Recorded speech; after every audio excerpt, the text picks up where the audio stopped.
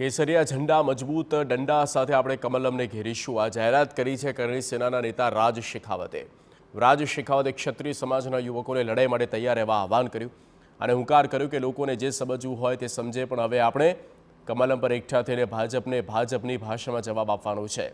શેખાવતે ટૂંક સમયમાં તારીખ સમય જાહેર કરવાની વાત કરી। ભાજપાનું કાર્યાલય એટલે કમલમ ગાંધીનગર ટૂંક સમયમાં ભેગા છે અને જેટલા પણ ક્ષત્રિયો છે અને સમર્થકો છે તમામને મારી વિનંતી કે આપણે કેસરિયા ઝંડા અને મજબૂત દંડાના સાથે કમલમે પહોંચવાનું છે।